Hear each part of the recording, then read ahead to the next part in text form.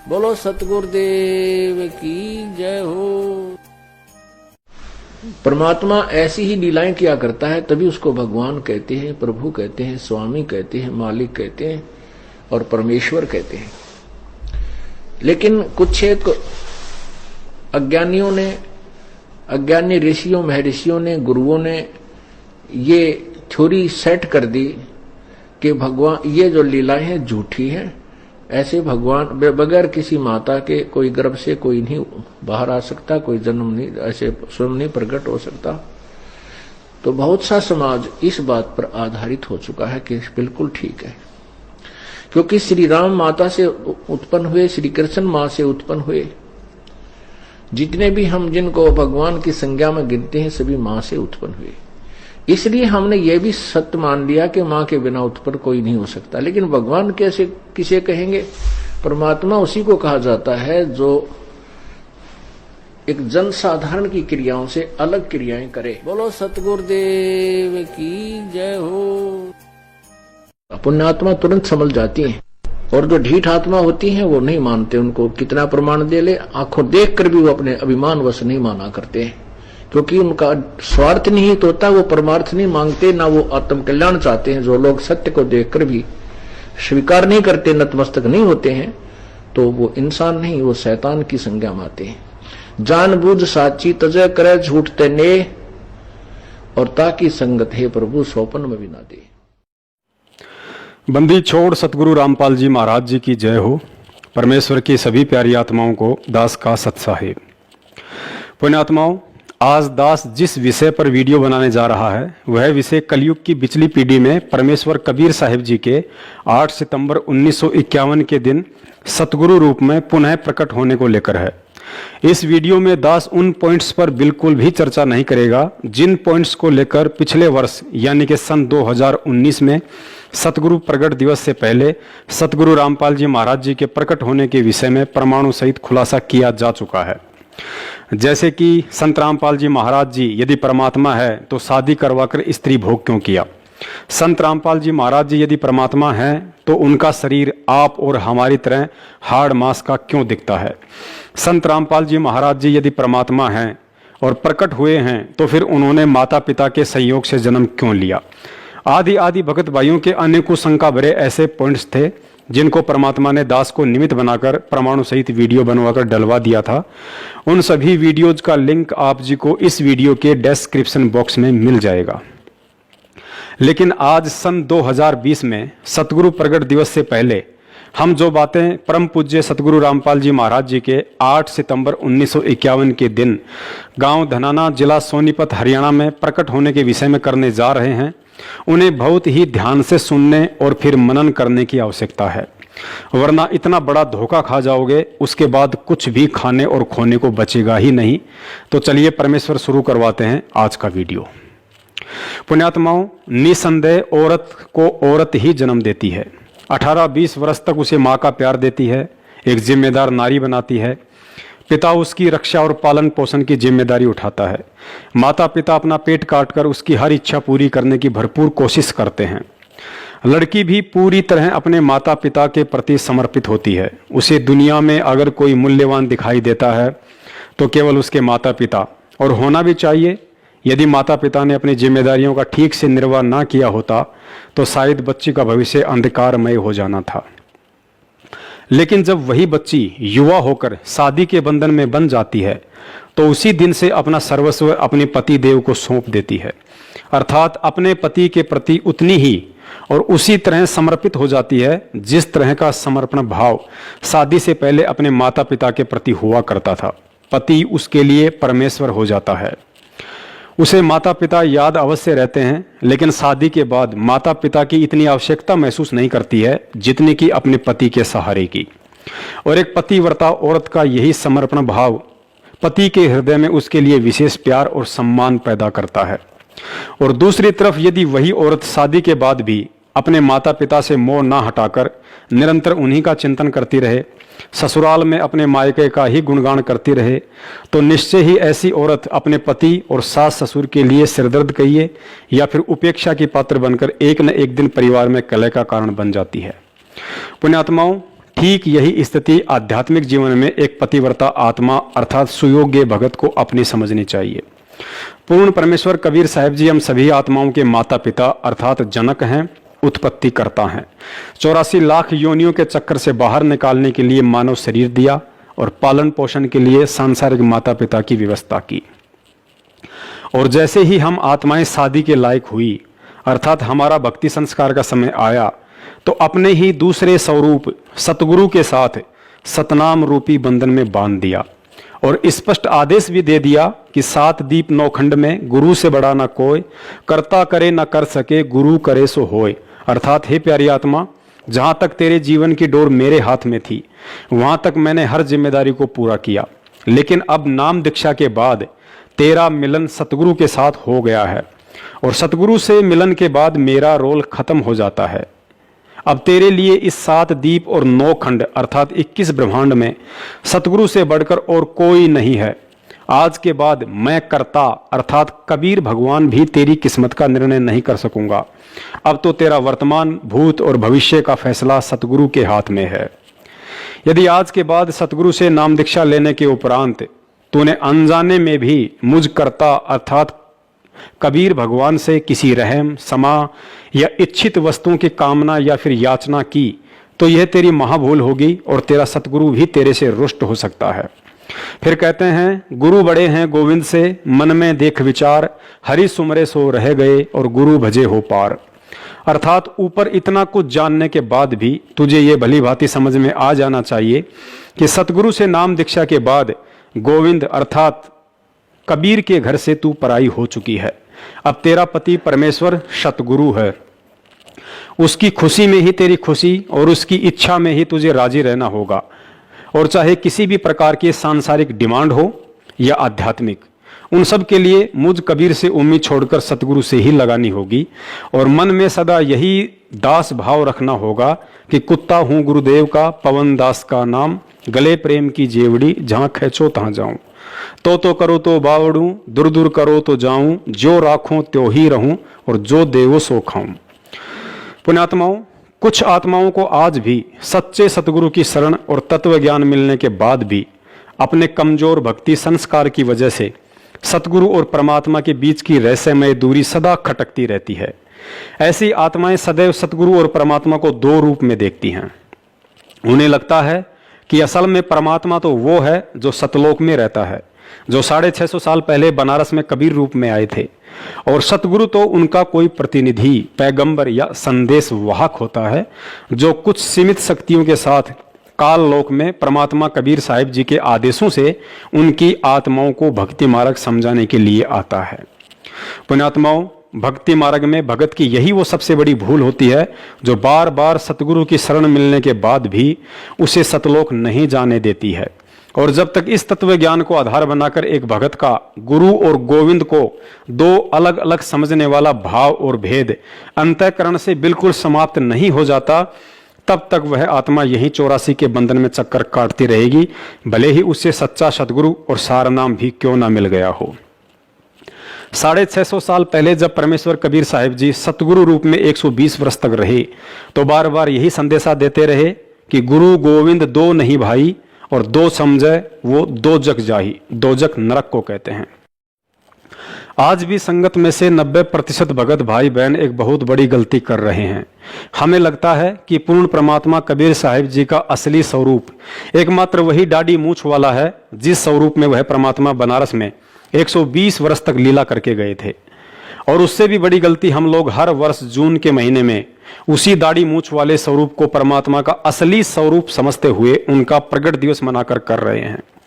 जबकि सतगुरु रामपाल जी महाराज जी ने पिछले 27 वर्षों से अनमोल तत्व ज्ञान देकर सैकड़ों बार हमारा यही भ्रम निवारण किया था कि आप लोग कबीर परमात्मा की जो ये फोटो देख रहे हैं यह उनका असली स्वरूप नहीं है। वे तो ना जाने कितने ही रूप धारण करके यहाँ आते रहते हैं।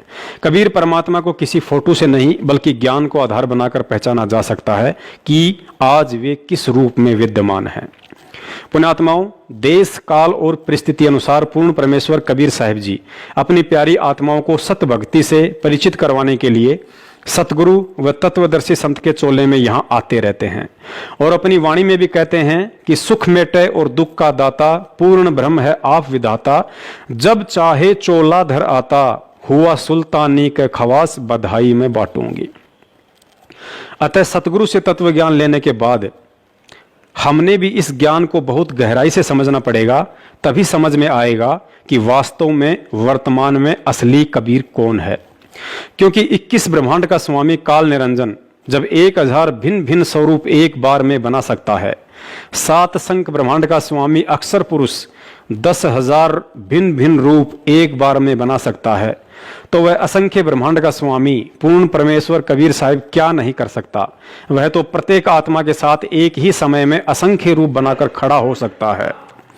सुनिए सतगुरुदेव जी के मुख कमल से, जिसमें उन्होंने ज्ञानी आत्माओं के लिए स्पष्ट इशारा और प्रतिवर्ष जून के महीने में कबीर साहिब जी के दाढ़ी मूंछ वाले स्वरूप को ही परमात्मा का वास्तविक स्वरूप जानकर कबीर प्रगट दिवस मनाने वाली भोली आत्माओं को यह कहते हुए समझाने में कोई कसर नहीं छोड़ी है कि आप जो यह चित्र देख रहे हैं, यह परमात्मा का वास्तविक रूप नहीं है। वे तो जब चाहे कोई भी रूप धारण करके आ सकते हैं। तो उस परमात्मा ने अपने इस दास को भेजा, तो ये क्या बताना चाहते हैं कि आपका भाव अपने सतगुरु के प्रति भगवान तुल्य हो, तब आप सफल होंगे। अब पुण्यात्माओं, अब तो ये दास बैठा है, यदि यहां परमात्मा इसी मानव शरीर तो है ही उनका, क्योंकि बनारस में 120 वर्ष रहे, और अब भी वो आ जाते। जो हम चित्र देखते हैं प्रभु का, ऐसा चित्र नहीं है। वो तो ना जाने कितने स्वरूप हैं उस मालिक के, वो किसी भी रूप में आकर के अपना ज्ञान बताता है, अपनी प्यारी आत्माओं को अपने चरणों में लगा के भक्ति करवा के सतलोक ले जाता है। अब आज हम भगवान की तलाश कर रहे हैं, और परमात्मा क्या अनमोल वस्तु है, क्या अनमोल है, कितना उसके अंदर गुण है। यदि आज हमें वो मिल जाए, आपके सामने आ जाए, तो आपकी क्या स्थिति होगी। एक बार सोचना, जो भक्त आत्माएं हैं गहराई से सोचे। अब जैसे भूखे को भोजन सामने मिल जाए और निर्धन को सामने धन की थैली नजर आवे, तो कैसी तड़फ होगी उसकी। प्यासे को पानी मिल जावे तो कैसी श्रद्धा करेगा, टूट कर पड़ेगा उसके ऊपर। धन है तो ठाकर सीने का न्यू देख कर भाग लेगा, छुपा दूंगी तो इसने कोई देख ना ले। और सामने भोजन है तो ऐसी सब टूट के पड़ जाएगा, फटाफट खाएगा, अपनी जान बचाएगा। ऐसे ही हमें जब परमात्मा आज मिल जाए, आपके सामने आ जाए, क्योंकि हम उसी की तलाश में तो भटक रहे हैं, तो आपकी कैसी श्रद्धा होगी, ये आप अपने अपने सतर से सोच सकते हैं। अब वो भगवान यहां आ जाए, अरदास के स्थान पर बैठकर सत्संग करने लग जाए, क्योंकि ज्ञान तो देना ही पड़ेगा उन्होंने, तो आपकी कैसी भावना होगी। आंखों में आंसू हो, हृदय में प्यार हो, और कोई भी अवगुण हम भगवान में देख नहीं सकते, क्योंकि भगवान में अवगुण होता ही नहीं। तो यहां हम इसी दृष्टिकोण से परमात्मा के भेजे हुए इस दास को आपने ऐसे ही देखना है, ऐसे विचार रखने, ताकि आपकी आत्मा परमात्मा पाने योग्य बनी रहेगी, उसमें मैल नहीं आवेगा। अब जैसे हमने परमात्मा पाना है, तो गुरु जी को भगवान स्वीकार करना होगा। परमात्मा को एज ए गॉड ट्रीट करना पड़ेगा, तब ही हम निर्मल होंगे, हमारे अंदर आधीनी श्रद्धा बनी रहेगी। अब एक गणित के अंदर एक प्रश्न आता है ऋण का, लोन का। उसमें क्या होता है कि मूल धन ज्ञात करना होता है, और वो मूलधन लाखों और करोड़ों की संख्या का होता है। उस लाखों करोड़ों की संख्या के मूल राशि को ज्ञात करने के लिए, प्राप्त करने के लिए हमने सपोज करना पड़ता है, मानना पड़ता है। मान लीजिए मूलधन 100 रुपये, उस 100 रुपये मूलधन को मानकर हम उस ओरिजिनल वास्तविक उस करोड़ों और लाखों वाले मूलधन को प्राप्त कर सकते, अन्यथा हम उसका कोई और हल कर ही नहीं सकते, उसको प्राप्ति कर ही नहीं सकते। इसी प्रकार वो परमात्मा तो अथाह है, बहुमूल्य है, उसकी कोई कीमत को नहीं, वो तो मालिक है, समर्थ है। उस समर्थ भगवान को पाने के लिए हमने गुरुजी को मानना पड़ेगा। ये भगवान मान लो, गुरुजी भगवान परमात्मा। तो इस दास को यानी अपने गुरुजी को परमात्मा मानने से एक छोटी सी राशि है 100 रुपये लाखों और करोड़ों की तुलना में, फिर भी उसके बिना वो लाखों और करोड़ों वाला मूलधन आपको प्राप्त नहीं हो सकता, कभी नहीं हो सकता। आप जी ने अपने गुरुजी को भगवान मान लेना चाहिए। पुण्यात्माओं, इस वीडियो में सतगुरुदेव जी ने एक और बात पर बार बार जोर दिया है कि यदि आपने मोक्ष चाहिए तो गुरुजी को भगवान के तुल्य मानना पड़ेगा, कि मान लो गुरुजी भगवान। पुण्यात्माओं, सतगुरु रामपाल जी महाराज जी के द्वारा गुरुजी को परमात्मा तुल्य मानने के लिए ये बात कहना कि मान लो गुरुजी भगवान, इस बात को भी हमें गहराई से समझना पड़ेगा कि आखिर सतगुरु रामपाल जी महाराज स्वयं पूर्ण परमेश्वर कबीर साहब होते हुए भी यहाँ स्पष्ट रूप से अपने आप को भगवान ना कहकर गुरु जी को भगवान तुल्य मानने के लिए क्यों कह रहे हैं। परमेश्वर कबीर साहिब जी 650 साल पहले बनारस में अपने परमात्म स्वरूप को छुपाते हुए एक सतगुरु की भूमिका कर रहे थे और अपने ही तीनों रूप अर्थात परमात्म रूप, सतगुरु रूप और एक साध अर्थात परम भगत वाले रोल को समझाते हुए कहा था कि साहिब से सतगुरु भय और सतगुरु से भय साध, ये तीनों अंग एक हैं, गति कुछ अगम अगाध। अर्थात वह पूर्ण परमात्मा कबीर अपने सतलोक में स्वयं परमात्मा अर्थात साहिब रूप में तो बैठा ही है, इसके अलावा अपने परमात्मा वाले रूप को हल्का तेज पुंज का बनाकर सतगुरु की भूमिका और फिर किसी नेक आत्मा को अपना मुंह बोला गुरु धारण करके एक सुयोग्य शिष्य की भूमिका भी स्वयं ही करता है, ताकि अपने फॉलोअर्स को ये शिक्षा दे सके कि परमात्मा के सत भक्ति वाले मोक्ष मार्ग में जब तक आपका अपने गुरु के प्रति श्रद्धा, भाव, व्यवहार, आचार विचार, लगन और विश्वास इतना नहीं होगा जितना कि मैंने अपने गुरु के प्रति समर्पित होकर एक उदाहरण पेश किया है, तब तक आप सतलोक जाने के अधिकारी नहीं बन सकते।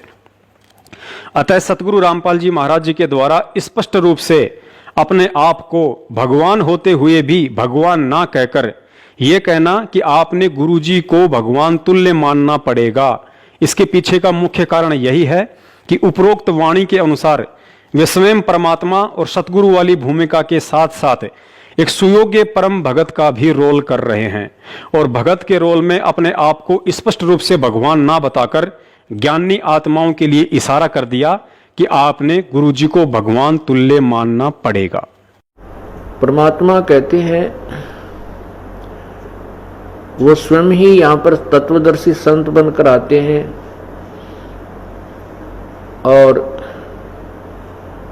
अनजान संतों और ऋषि महर्षियों के द्वारा जो भक्ति का स्वरूप बिगाड़ दिया जाता है उसको स्वस्थ करने के लिए आते हैं। वो स्वयं ही परमात्मा होते हैं, वो परम अक्षर ब्रह्म वो स्वयं है, वही संत रूप धारण करते हैं, वही एक परम भक्त की भी भूमिका करते हैं।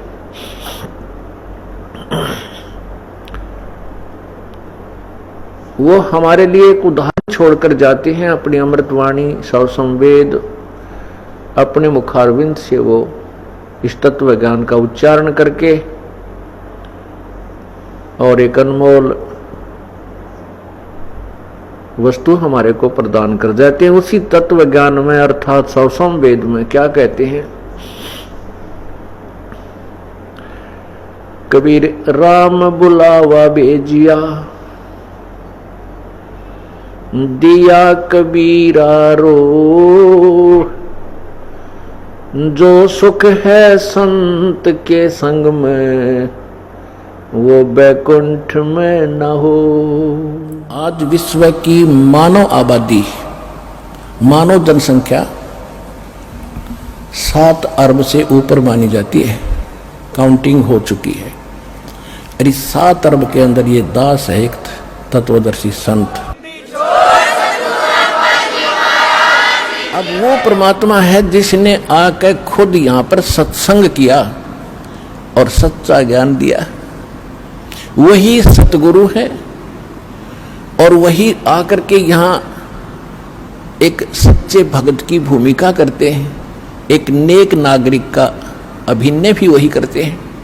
अपना करके खाओ, जैसे रखे भगवान न्यों रहो, ज्यादा इस दौड़ धूप माया की संग्रह करने में अपना जीवन मत नसाओ, नाश ना करो। ये एग्जाम्पल दिया दाता ने, और जो ये भी उन्होंने प्रमाणित कर दिया कि जो सच्ची लगन से मुझे भजता है, संसार की दृष्टि में बेशक निर्धन दिखा है, पर भगवान की दृष्टि में सबसे धनवान है। परमात्मा सत्संग परमात्मा ही किया करते हैं, क्योंकि सत्य भगवान ही बोल सकता है, सत्य परमात्मा ही बता सकता। परमात्मा ने कहा था चौथा युग जब कलयुग आवेगा तब मैं अपना एक दास बेचूंगा। परमात्मा छुपकर ही बोलते हैं। पुण्यात्माओं, जब तक इस तत्व ज्ञान और सतगुरु के संकेतों को आधार बनाकर हम सतगुरु के चोले में परमात्मा को नहीं देखेंगे, तब तक हम हृदय से गुरुजी को लाख जन्म भी भगवान स्वीकार नहीं कर पाएंगे, चाहे कोई कितनी ही बात क्यों ना बनाए।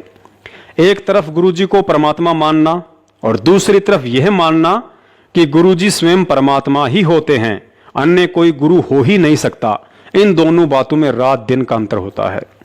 इस बात को गहराई से समझिए।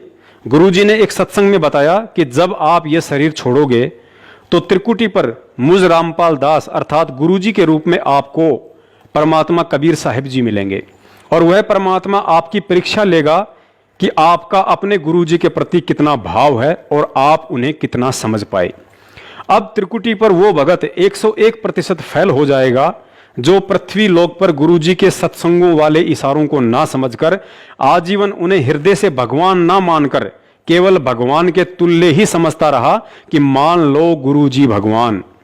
और वह सुयोग्य शिष्य त्रिकुटी पर 101% पास हो जाएगा जिसने गुरुजी को पृथ्वी लोक पर भगवान के तुल्य नहीं बल्कि स्वयं भगवान ही माना था कि गुरुदेव के अलावा अन्य कोई भगवान होता ही नहीं है।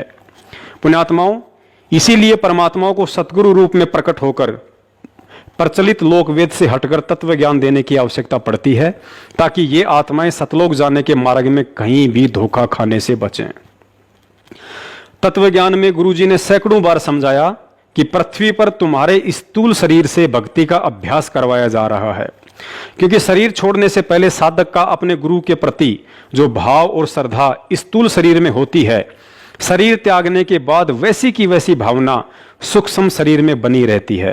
अर्थात त्रिकुटी पर उसी आत्मा को सतगुरु रामपाल जी महाराज जी के रूप में परमात्मा कबीर साहिब जी दर्शन देंगे, जो आत्मा पृथ्वी लोक पर इस स्थूल शरीर से उन्हें परमात्मा के रूप में देख रही होगी, अन्यथा सतगुरु रूप या कबीर रूप में काल निरंजन दर्शन देकर अपने साथ ले जाएगा।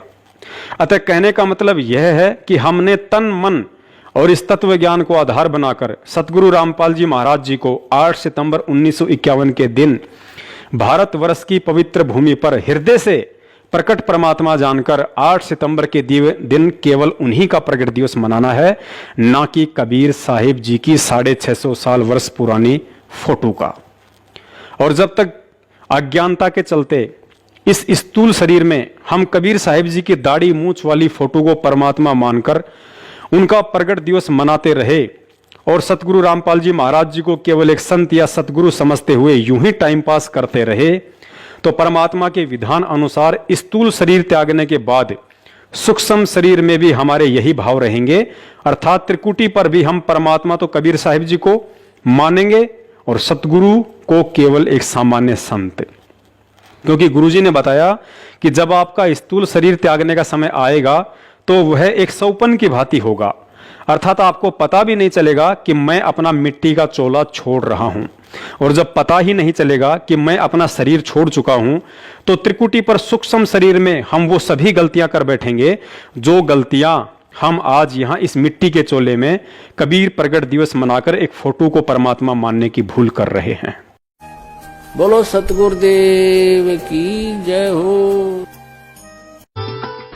कबीर ये माया अटपटी सब गट आन अड़ी, और किस किस न समझाऊं या कुआ भांग पड़ी। तो यहाँ हम सभी एक का कुएं का भांग पिए फिर रहे। वो परमात्मा आता है, हम उसके भी जूते मारते हैं, उसको बुरा कहते हैं, इन नकलियों को स्वीकार करें बैठे हैं जो आसपास भी नहीं भगवान के। ये अब कहने का दास का तात्पर्य है कि इस दास के स्थान पर ये सोच लो परमात्मा बैठे हैं, और फिर हम कैसे व्यवहार करेंगे उस भगवान से जिसके लिए हम तड़प रहे हैं। ऋषियों ने शरीर गाल दिए भगवान पाने के लिए, यदि वो मिल जाए तो हम उसका कैसे व्यवहार करेंगे। तो ये आपने रिहर्सल करनी पड़ेगी। इस दास को डला समझ लो, एक पत्थर समझ लो बोलता हुआ, लेकिन यहां नो सोच लो हम भगवान से मिलने जा रहे हैं।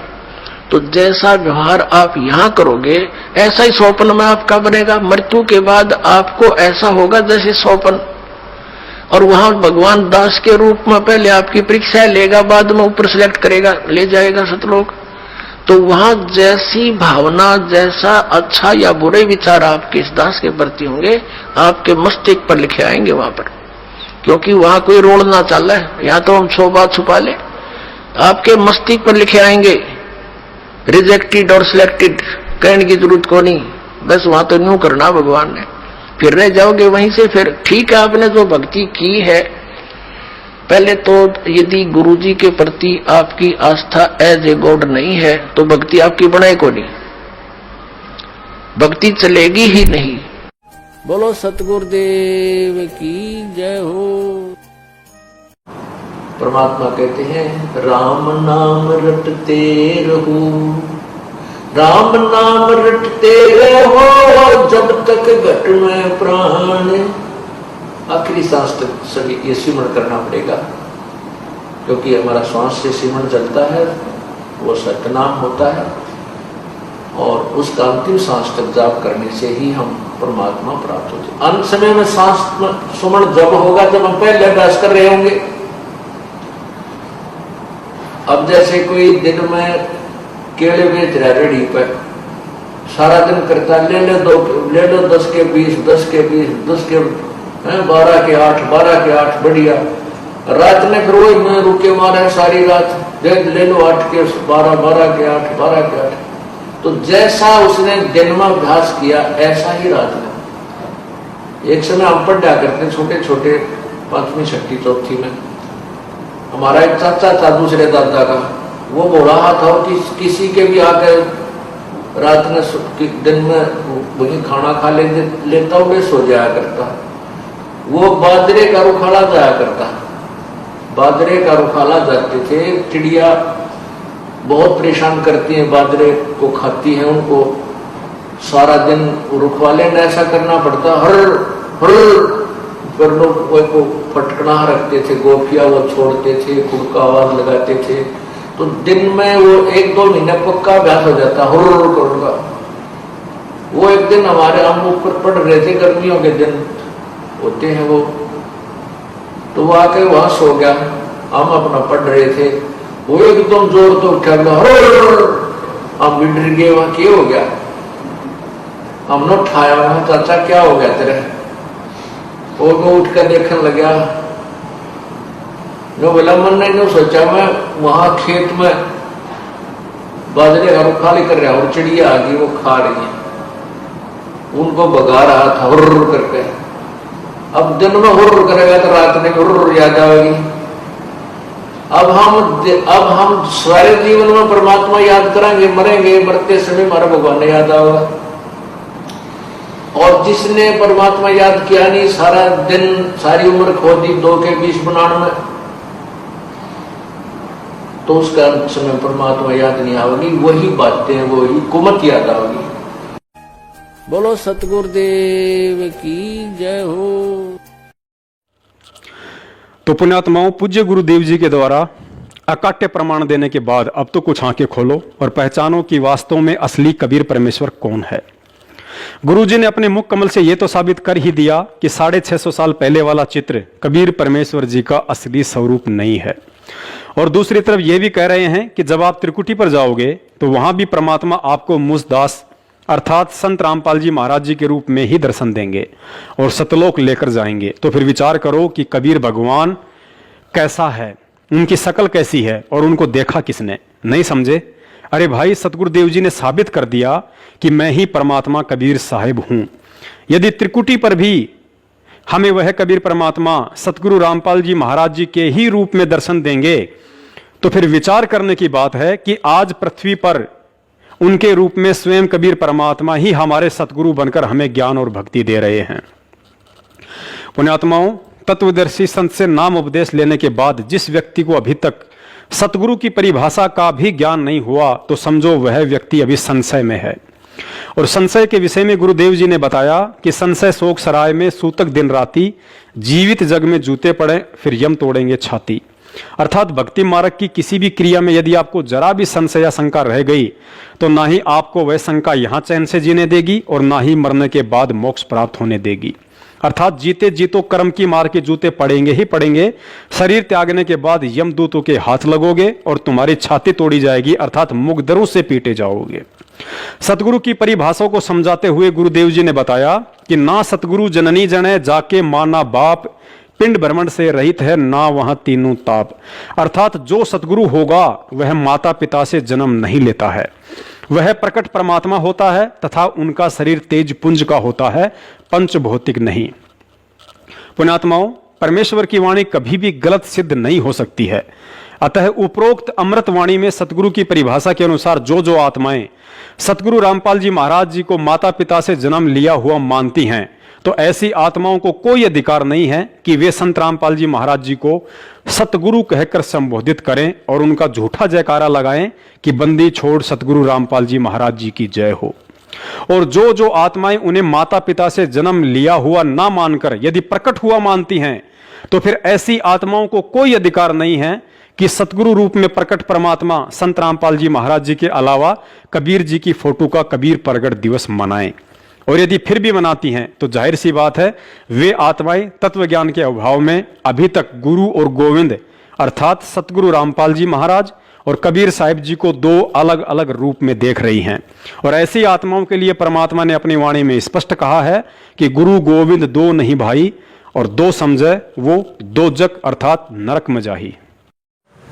गुरु और परमात्मा में कोई अंतर नहीं होता जब तक दो समझ कर चल रहा है। कबीर साहब कहते हैं वो कुत्ते की दुनिया का। गुरु परमात्मा स्वरूप समझना चाहिए जिसने आपको वो अनमोल चीज दी जिससे आपकी लत 84 मिटेगी।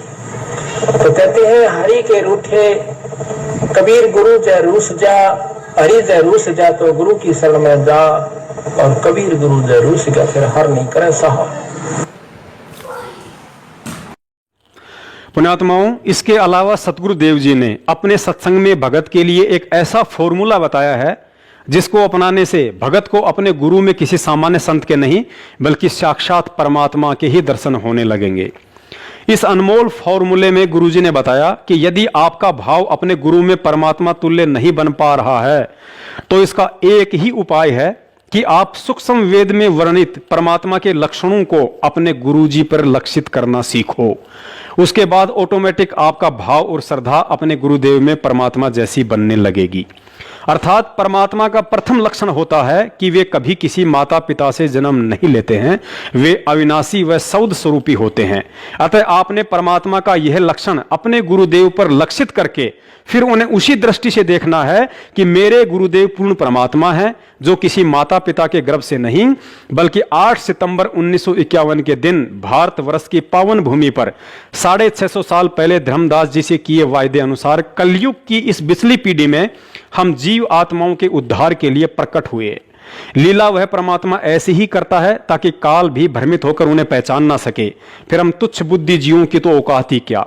लेकिन सतगुरु के चोले में वह प्रकट परमात्मा अपने बच्चों को यह विशेष मूल ज्ञान देकर फिर स्वयं ही अपनी पहचान करवाता है कि चरम दृष्टि से माता पिता के सहयोग से जन्म लेकर आया हुआ सतगुरु रूप में मैं कबीर परमात्मा तुम्हारी तरह जन्म लेकर नहीं बल्कि प्रकट होकर अपना तत्व ज्ञान प्रचार करता हूं, क्योंकि पूरी पृथ्वी पर एक समय में केवल एक ही सतगुरु होता है और उस एकमात्र सतगुरु की भूमिका स्वयं वह कबीर परमात्मा ही कर सकता है, अन्य कोई भी करने में समर्थ नहीं होता है। अतः इस भाव से जब हम विचार करेंगे तो अंत में यही पाएंगे कि मैं जिस महापुरुष संत रामपाल जी महाराज जी को सतगुरु कहकर संबोधित करता हूं वह कोई और नहीं बल्कि स्वयं सतलोक का राजा कबीर परमात्मा है। सुनिए सतगुरुदेव जी के मुख कमल से, जिसमें वे स्पष्ट संकेत कर रहे हैं कि जब तक आप परमात्मा के लक्षणों को अपने गुरुजी पर लक्षित नहीं करोगे तब तक आपका वो भाव नहीं बन सकता जिस भाव से सतलोक की प्राप्ति होती है।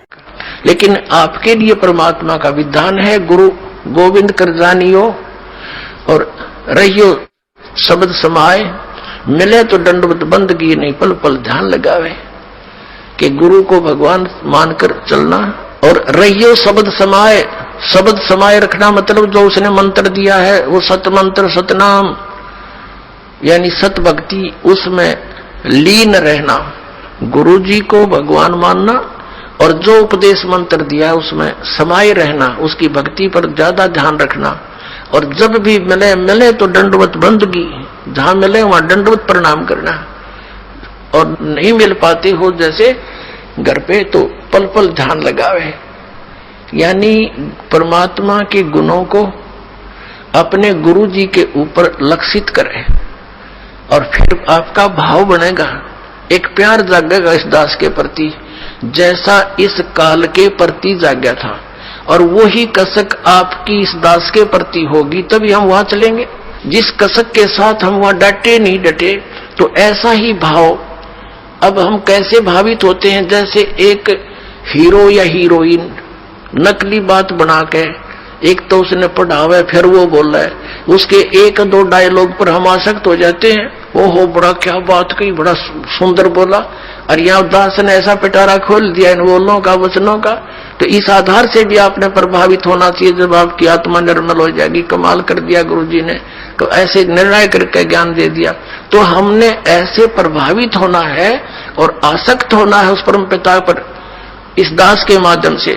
ये रिहर्सल आपकी फिर ऊपर जाके काम आवेगी जो आप यहां करोगे। बोलो सतगुरुदेव की जय हो। पुण्यात्माओं, परमेश्वर का तत्व ज्ञान कहता है कि किसी संत के द्वारा अपने आप को सतगुरु कहलवाना कोई साधारण बात नहीं होती है। आज गुरुदेव के संकेतों को समझना तो कोसों दूर की बात हो गई, क्योंकि संगत में से ही 90% लोग अपनी अंतरात्मा से ये कतई मानने को तैयार नहीं हैं कि सतगुरु रामपाल जी महाराज 8 सितंबर 1951 के दिन प्रकट हुए होंगे। और यही कारण रहा कि आज तक चंद सत्सेवकों के अलावा किसी ने भी सतगुरु रामपाल जी महाराज जी का प्रकट दिवस नहीं मनाया, क्योंकि 90% भाई बहन आज भी उन्हें इंद्रो माई के गर्भ से जन्म लिया हुआ ही मानते हैं।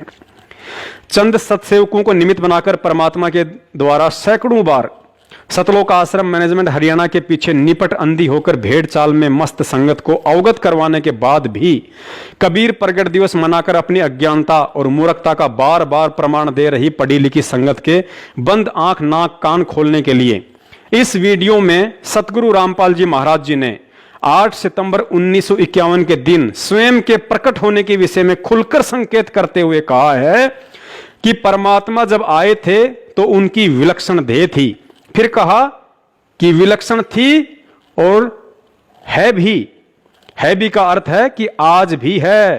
फिर आगे कहा कि 650 साल पहले भी परमात्मा प्रकट था और आज भी है। पुण्यात्माओं, सतगुरुदेव जी के इस शब्द को ध्यान से सुनना कि आज भी प्रकट है। अके नाम कहा नहीं जाई, इसको बोलना नहीं है, इसको बोल के जाप नहीं करना, स्वर्ग से जाप करना है। ये बोल के सुना दिया लेकिन इसका जाप बोल कर नहीं होगा, इसलिए अकह कहा है। विधेय इसलिए कहा इसको कि जैसे परमात्मा का भी शरीर था और धर्मदास का भी शरीर था, लेकिन परमात्मा विधेय कहा करते, विलक्षण देही थी उनकी, साकार हैं, थे भी हैं भी, उस समय प्रकट थे, अब भी है। और इसी प्रकार इस मंत्र को विधेय मंत्र का। पुण्यात्माओं, एक और बात पर गहन विचार करो। आज हम जितने भी भगत हैं सब के सब पूज्य या परम पूज्य शब्द केवल सतगुरु रामपाल जी महाराज जी और कबीर साहिब जी के आगे ही क्यों लगाते हैं, जबकि परम अक्षर ब्रह्म के अवतार तो आदरणीय गरीबदास जी महाराज जी से लेकर सत सुकृत ऋषि तक सभी महापुरुष थे। उन सभी रूपों में भी तो स्वयं कबीर साहिब ही आए थे, फिर वे हमारे लिए आज पूज्य क्यों नहीं है? क्योंकि सतलोक में कबीर शब्द परमेश्वर का असली नाम है, इसलिए हम इस शब्द के आगे पूज्य शब्द लगाते हैं। और वही कबीर सतगुरु रामपाल जी महाराज जी के रूप में आज हम सबके सामने प्रत्यक्ष है, जिनसे हमारा पूर्ण मोक्ष संभव है। इसलिए हम सतगुरु रामपाल जी महाराज शब्द के आगे भी पूज्य शब्द लगाते हैं। जबकि गरीबदास जी महाराज करुणामय, मुनिंद्र या सतसुकृत, ना ही तो ये नाम परमात्मा के वास्तविक नाम है और ना ही उन महापुरुषों से हमारा मोक्ष हुआ। वे केवल उन आत्माओं के लिए उस समय परम पूजनीय थे जिस समय वे उनके सतगुरु रूप में पृथ्वी पर विद्यमान थे। अतः वर्तमान में वे सभी महापुरुष हमारे लिए आदरणीय हैं, ना कि पूजनीय। इसके अलावा पुण्यात्माओं, हम रोज संध्या आरती करते हैं और संध्या आरती के अंत में गुरुदेव भगवान का अंग आता है, यानी हम अपने गुरुदेव के सन्मुख उनसे प्रार्थना करते हैं और कहते हैं कि अवगुण किए घनेरे फिर भी भले बुरे हम तेरे, दास को जान के निपट नादान मोहे बख्श दियो अविनाशी। अर्थात हम रोज सतगुरु रामपाल जी महाराज जी को अविनाशी कहकर उनसे प्रार्थना करते हैं कि हे अविनाशी गुरुदेव, आपके विधान और तत्व ज्ञान से अपरिचित होने के कारण इस दास ने बहुत अवगुण किए हैं। अतः अनजाने में हुए उन अवगुणों के लिए मुझ दास को बख्शने की कृपा करें। रोजाना संध्या आरती करने वाले और रोज अपने गुरुदेव को अविनाशी कहने वाले, अर्थात जिसका कभी नाश ना हो, जो अजर अमर हो, ऐसी महिमा करने वाली आत्माओं ने क्या कभी विचार किया है कि अविनाशी कभी माता पिता के गर्भ से जन्म नहीं लेता? जिसने पूरी दुनिया की माताओं को अपने शब्द से उत्पन्न किया हो, फिर भला दुनिया में ऐसी कौन सी मां है जो उस अविनाशी सतगुरु रामपाल जी महाराज जी अर्थात कबीर साहिब जी को एक सेकंड के लिए भी अपने कोख में रखने में समर्थ हो? पुण्यात्माओं, जो गलती आज से 250 साल पहले आदरणीय गरीबदास जी महाराज जी को लेकर छुड़ाने वाले कर चुके हैं, वो गलती आज हमने भूल कर भी नहीं दोहरानी है। क्योंकि लगभग 250 वर्ष पहले परमेश्वर कबीर साहिब जी आदरणीय गरीबदास जी महाराज जी के चोले में सतगुरु रामपाल जी महाराज जी की भांति एक साधारण जाट किसान परिवार में आए थे। शादी भी करवाई, उनके 6 बच्चे भी थे, खाना भी खाया करते थे, खेतों में काम भी किया करते थे और तत्व ज्ञान का उपदेश भी किया करते थे। इसी के चलते आजीवन छुड़ाने वालों ने उनका उपहास उड़ाया, उन्हें छोरी का छोरा और कभी बावलिया कहकर संबोधित किया। लेकिन उनके द्वारा रचित आदरणीय सदग्रंथ साहिब की भूमिका में लिखा हुआ है कि जब उन्होंने शरीर छोड़ने की लीला की तो उनकी चिता से अस्थियां नहीं मिली। उसके बाद गांव वाले और उनके परिवार वालों ने बहुत ही प्रायश्चित किया और कहने लगी कि महाराज जी तो स्वयं परमात्मा थे, उनका तो तेजपुंज का शरीर था, वे तो सौद स्वरूपी थे और आज छुड़ाने में उनकी सूखी महिमा मंडन और यादगार में एक भव्य मंदिर का लठ गड़वा दिया जिसका कोई लाभ नहीं है। आदरणीय गरीबदास जी महाराज जी के चोले में साक्षात कबीर साहिब जी के होने का प्रमाण स्वयं आज सतगुरुदेव रामपाल जी महाराज जी ने भी अपने शब्दों में दिया है कि मूर्ख मनवा काल की चिंता क्यों सताती है, सतगुरु अपना साथी है। सत्य पुरुष ने छुड़ानी में बलराम की गऊ चराई, गंगा जी को प्रकट कर रानी मात नुभाई। भाई अद्भुत लीला आप दिखाई, दुनिया ना समझ पाती है, सतगुरु अपना साथी है। अर्थात सत्य पुरुष यानी कि स्वयं कबीर साहिब जी ने ही गरीबदास बालक रूप में बलराम जी की गऊ चराने की अद्भुत लीला की थी, लेकिन दुनिया उन्हें समझ नहीं पाई। तो पुण्यात्माओं, आप अपना आंकलन स्वयं कर लेना कि कहीं आप भी सतगुरु रामपाल जी महाराज जी को आदरणीय गरीबदास जी महाराज जी के गांव और परिवार वालों की तरह इंद्रो माई का बेटा, अनारो माई का पति, अंजू मंजू का पापा और महेंद्र का भाई मानकर गलती तो नहीं कर रहे हैं? कहीं ऐसा तो नहीं कि आज इस अविनाशी प्रकट परमात्मा सतगुरु रामपाल जी महाराज जी के रहते सहते तो कबीर जी की फोटो का प्रकट दिवस और कल को उनके सतलोक जाने के बाद फिर मूर्खों की भांति ये कहकर कि सतगुरु रामपाल जी महाराज जी तो पूर्ण परमात्मा थे, उनका तेजपुंज का शरीर था, हमें हर साल 8 सितंबर को उनका प्रगट दिवस मनाना चाहिए, उनके नाम से बरवाला में एक बहुत बड़े मंदिर का लठ गड़वाना चाहिए।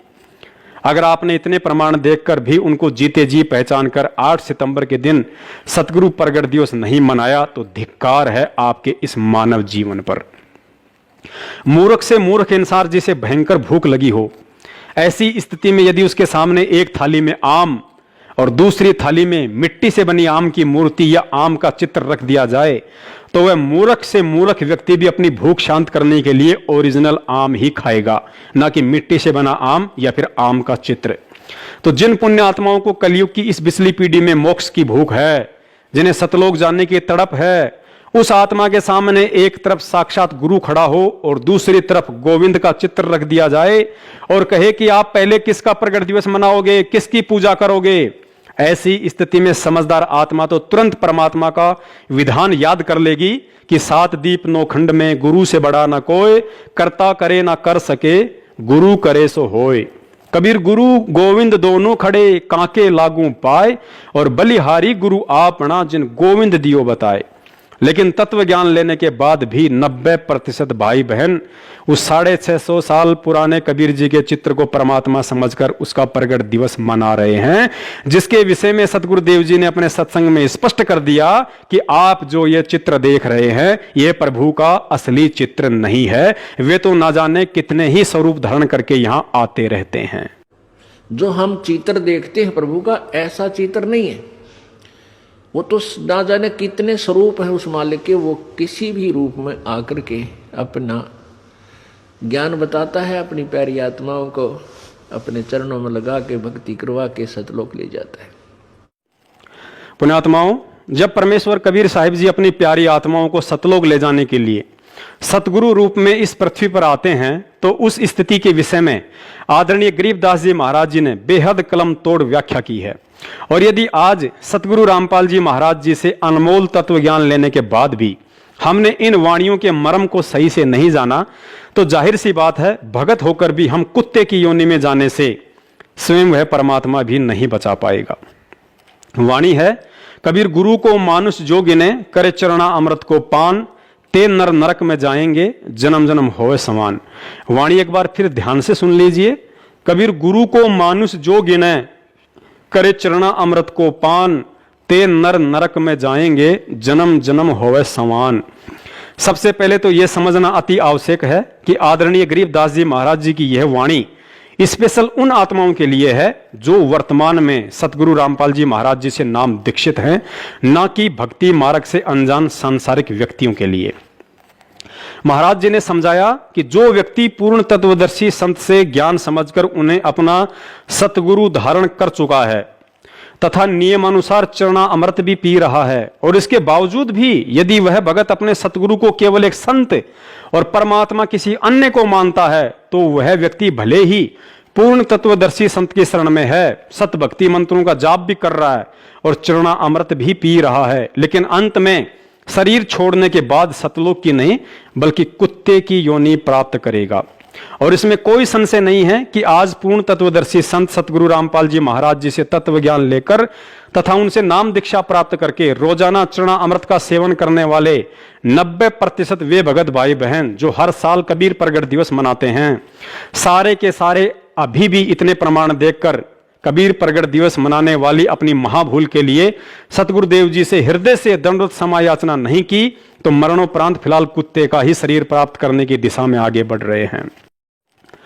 पुण्यात्माओं, भले ही ये बात आपको बुरी लगे लेकिन यही सत्य है, क्योंकि ये विचार आदरणीय गरीबदास जी महाराज जी के हैं जो 100% सत्य हैं, और यही विचार उस समय 100% से 1000% सत्य हो जाते हैं जब पूर्ण तत्वदर्शी संत सतगुरु रामपाल जी महाराज जी गरीबदास जी महाराज जी की इस वाणी का ज्यों का त्यों अपने शब्दों में समर्थन कर देते हैं।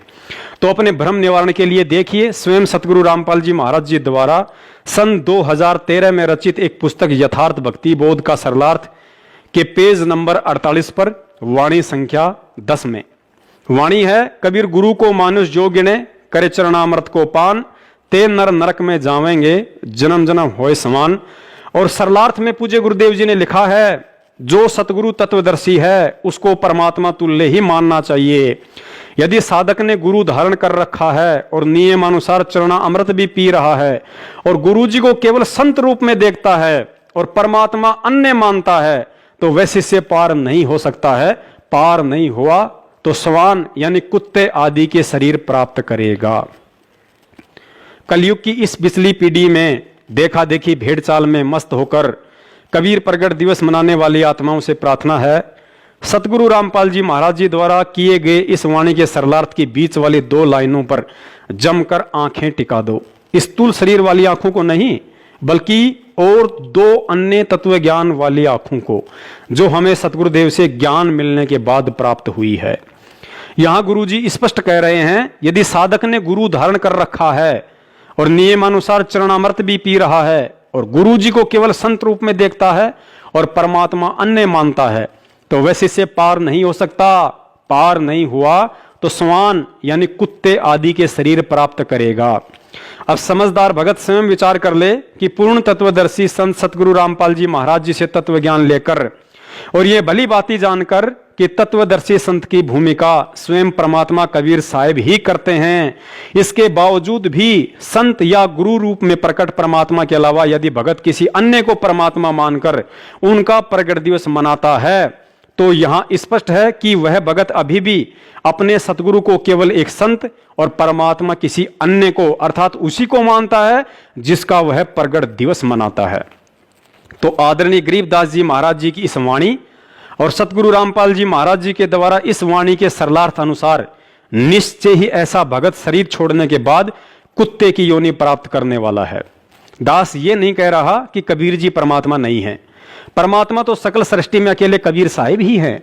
लेकिन यदि वह कबीर आज आपके गुरु का रूप धारण करके आपके सामने प्रत्यक्ष है, तो फिर उसी कबीर की 650 साल पुरानी एक फोटो को परमात्मा मानकर उसका प्रगट दिवस मनाना क्या आपके द्वारा अपने ही गुरु की तौहीन नहीं है? पुण्यात्माओं, गुरु और परमात्मा के बीच के इस भेद को मिटाने के लिए ही वह परमात्मा इस पृथ्वी पर सतगुरु बनकर तत्व ज्ञान की बारिश करता है, ताकि आप और हम उन्हें आसानी से पहचान लें कि गरीब निर्गुण सरगुण एक है, दूजा ब्रह्म विकार, निर्गुण साहिब आप हैं और सरगुण संत विचार। अर्थात निर्गुण रूप में सतलोक में विराजमान वह कबीर परमात्मा उस समय सरगुण अवस्था में आ जाता है जब वह अपनी आत्माओं को तत्व ज्ञान देने के लिए पृथ्वी आदि लोक लोकांतरों पर एक संत या गुरु की भूमिका में तत्व ज्ञान प्रचार करता है।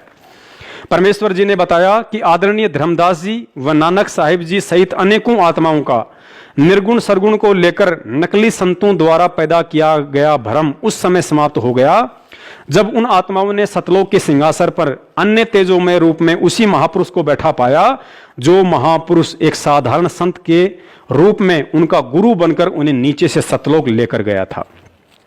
उसके बाद तो उन आत्माओं में शंका की कोई गुंजाइश ही नहीं रही।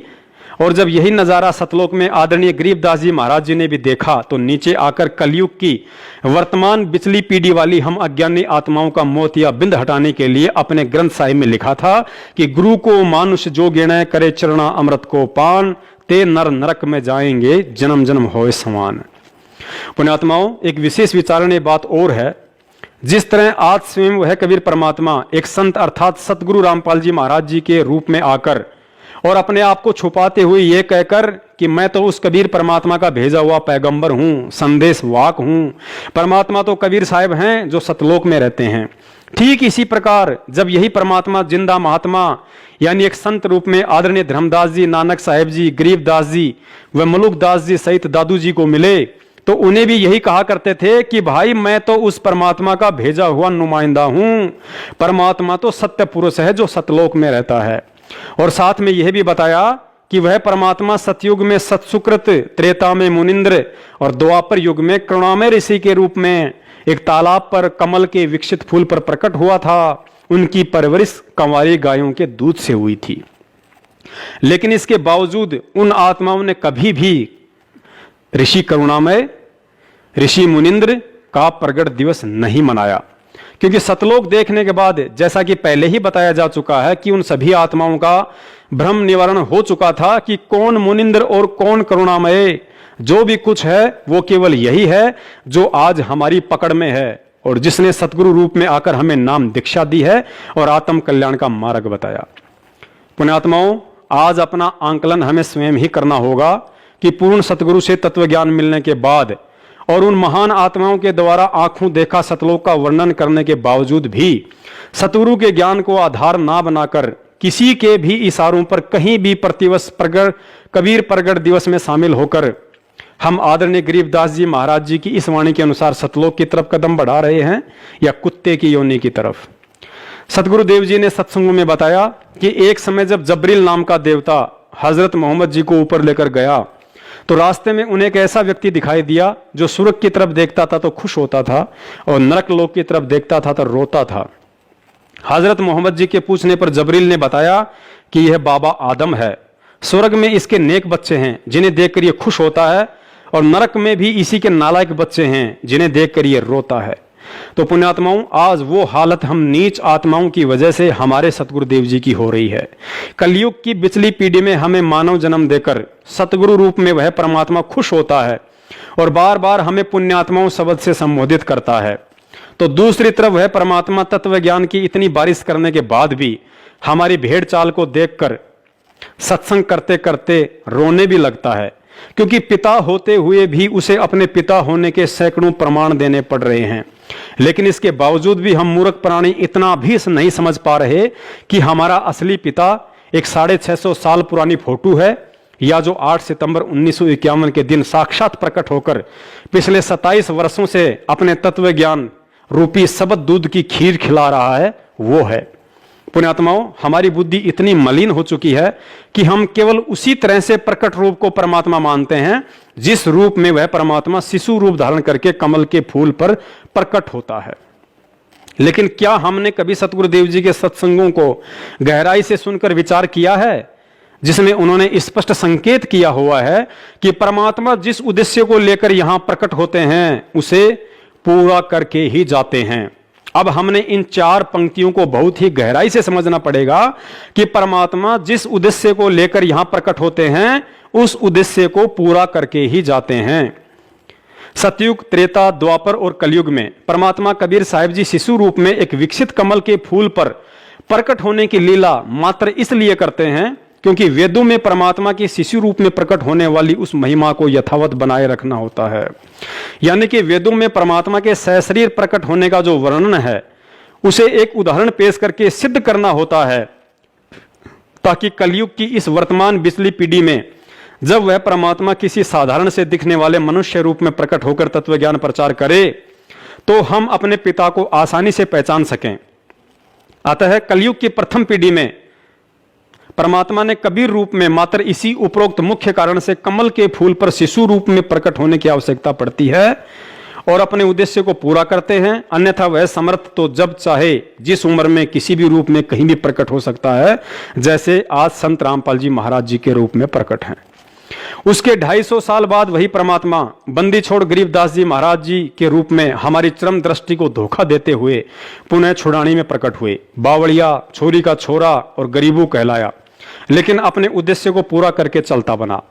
उद्देश्य यही था कि कलयुग की प्रथम पीढ़ी में जो अनमोल तत्व ज्ञान उन्होंने धर्मदास जी को निमित्त बनाकर पवित्र कबीर सागर में लिपिबद्ध करवाकर छोड़ दिया था, उस ज्ञान में काल अपने नकली संतों के मनमाने आचरण व सोच आधार से मिलावट करवा देता है, जिसकी क्षतिपूर्ति के लिए उन्होंने गरीबदास रूप में आकर पुनः उस तत्व ज्ञान की एक नए रूप में रचना करनी होती है, ताकि कलयुग की पिछली पीढ़ी की जीव आत्माओं के लिए वह पवित्र ग्रंथ संजीवनी बूटी बन सके। और अपने इस उद्देश्य की पूर्ति के बाद वह परमात्मा चला जाता है। उसके बाद वह परमात्मा कलयुग की पिछली पीढ़ी में अपने पूर्व निर्धारित उद्देश्य को पूरा करने, अर्थात उनके द्वारा भिन्न भिन्न रूपों में प्रकट होकर भक्ति मार्ग की जो भूमिका सैकड़ों वर्ष पहले प्रकट होकर बनाई गई होती है, उसे अंतिम रूप देने के लिए एक संत रूप में आता है तथा अपने विधान अनुसार उसको पूरा करके ही जाता है। और वर्तमान में उनका पूर्व निर्धारित उद्देश्य लाखों करोड़ों आत्माओं का उद्धार करके सतलोक भेजने का है, जिसके लिए समर्थ होते हुए भी उस कबीर परमात्मा को 3 युगों में भिन्न भिन्न चोले धारण करके इतने पापड़ बेलने पड़ते हैं। पुण्यात्माओं, पापड़ बेलने का आप जी गलत अर्थ मत निकाल लेना। पापड़ बेलना एक मुहावरा है जिसका अर्थ है कि किसी विशेष मकसद के लिए तरह तरह के कष्ट उठाना। पुण्यात्माओं, आज हमें इस ज्ञान की गहराइयों में जाकर हम नीचों के लिए हमारे पिता के द्वारा उठाए गए उन सभी कष्टों और परेशानियों को समझकर मनन करना होगा कि हमारा पिता इतने कष्ट झेलता है और हम फिर भी नशे से बाहर निकलने को तैयार नहीं। विचार करें, 650 साल पहले कबीर परमेश्वर जी ने सत्संग किए नहीं, बल्कि आज इस समय उत्पन्न हम नीच आत्माओं के लिए सत्संग बनाए थे ताकि हम परमात्मा को पहचान सकें। यदि 650 साल पहले वह दयालु परमात्मा 120 साल तक तरह तरह के कष्ट और यातना सहकर सैकड़ों अद्भुत लीला ना करते तो चाहे आज हम कितने ही शिक्षित क्यों ना हो, उन्हें नहीं पहचान सकते थे। उदाहरण के लिए, फिल्म बनाने से पहले फिल्म प्रोड्यूसर के दिमाग में कहानी होती है, लेकिन उस कहानी को यथार्थ रूप देने के लिए अर्थात समाज के सामने 3 घंटे की फिल्म के रूप में पेश करने से पहले उसे कुछ पात्रों अर्थात फिल्मी कलाकारों का चयन करना पड़ता है ताकि उन सब की मदद से उस कहानी को एक फिल्म का रूप दिया जाए जिसे लोग आसानी से समझ सकें कि यह फिल्म क्या संदेश देना चाहती है। और यदि वह प्रोड्यूसर उस कहानी को अपने मुंह से सुनाए या किसी कागज पर लिखकर लोगों को पढ़ने के लिए कहे तो किसी भी व्यक्ति की रुचि नहीं बनेगी और ना ही समझ में आएगी। ठीक उसी फिल्म प्रोड्यूसर की तरह कबीर परमेश्वर जी ने कलयुग की प्रथम पीढ़ी में शिशु रूप में प्रकट होकर आज इस पिछली पीढ़ी के लिए सत्संग बनाए कि राम और कृष्ण की तरह परमात्मा कभी किसी मां के गर्भ से नहीं आता। परमेश्वर ने 120 वर्ष तक एक आम नागरिक की भूमिका करके सत्संग बनाया कि यदि हमने परमात्मा की प्राप्ति करनी है तो इस काल लोक में कितनी आधीनी चाहिए। परमेश्वर ने सत्संग में बताया और परमेश्वर ने सत्संग बनाया कि मैं समर्थ होकर भी एक जुलाई की टूटी फूटी झोपड़ी में 120 वर्ष तक रहा, मेहनत करके अपना पेट और परिवार का पेट भरा, माया का संचय कभी नहीं किया, जो बचा उसे परमार्थ में लगाया। परमेश्वर जी ने रविदास जी, गणिका माई, अर्जुन सरजुन, जीवा दत्ता, नानक जी, धर्मदास जी, मलुकदास जी, राजा बीर सिंह, बिजली खान पठान, सिकंदर लोधी आदि सैकड़ों आत्माओं को अपनी कहानी का पात्र बनाकर 650 साल पहले एक सत्संग रूपी फिल्म बनाई। सिर्फ और सिर्फ हम नीच आत्माओं की से आज कलयुग की इस पिछली पीढ़ी में यह उम्मीद करते हुए कि उस समय शिक्षा और सत्संगों को आधार बनाकर मेरे बच्चे मुझे पहचान लेंगे कि हमारा पिता 650 साल पहले काशी में धानक रूप में और आज हरियाणा के धनाना में जाट रूप में हमें संभालने के लिए आ चुका है। पुण्यात्माओं, विचार करना, हम जिस पवित्र पुस्तक भक्ति बोध से सुबह, दोपहर और शाम की आरती करते हैं उसकी भूमिका में हमारी पूरी गुरु प्रणाली लिखी हुई है, जिसमें प्रथम सतगुरु कबीर साहिब जी के बाद वर्तमान सतगुरु रामपाल जी महाराज जी सहित कुल 11 गुरु साहिबान हैं। लेकिन इन 11 गुरु साहिबानों में बंदी छोड़ शब्द सिर्फ और सिर्फ 3 ही नामों के आगे लगता है।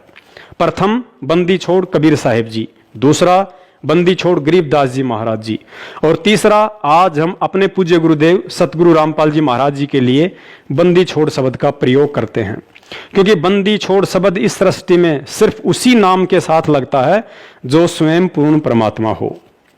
पुण्यात्माओं, पूज्य गुरुदेव संत रामपाल जी महाराज जी को और गहराई से समझने के लिए देखिए सन 2013 में बरवाला आश्रम में काल प्रेरित सतलोक आश्रम मैनेजमेंट हरियाणा के मुखियों द्वारा रचित पुस्तक मानवता का गिरता हास तथा विकास, और दूसरी पुस्तक है भोगेगा अपना किया रे। निसंदेह ये दोनों पुस्तकें परम पूज्य सतगुरु रामपाल जी महाराज जी के दिशा निर्देशन में इन मनवस लोगों के द्वारा ही लिखी गई थी। लेकिन इस पुस्तक के माध्यम से सतगुरुदेव जी ने जो बात सतलोक आश्रम मैनेजमेंट हरियाणा और संगत को समझानी चाहिए थी, उस गूढ़ बात को ना ही तो उस समय काल प्रेरित सतलोक आश्रम मैनेजमेंट समझ पाया और ना ही बेचारी भोली संगत।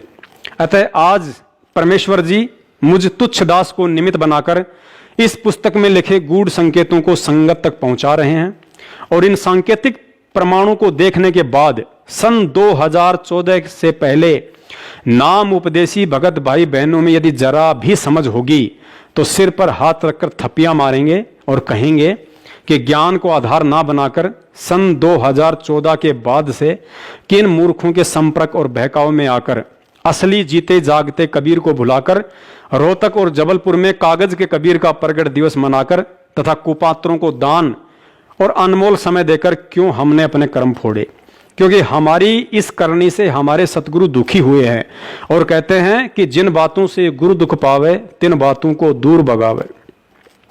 देखिए प्रमाण, पुस्तक मानवता का गिरता हास तथा विकास के पेज नंबर 58 पर, जहां काल प्रेरित लेखक सतलोक आश्रम मैनेजमेंट वाले स्वयं अपनी लेखनी से लिखते हैं कि सत्य पुरुष का वर्तमान अवतार अर्थात हरि अवतार संत रामपाल दास जी महाराज भी परमेश्वर अर्थात परम अक्षर ब्रह्म के उन अवतारों में से एक हैं जो आध्यात्मिक ज्ञान के द्वारा अधर्म का नाश करते हैं।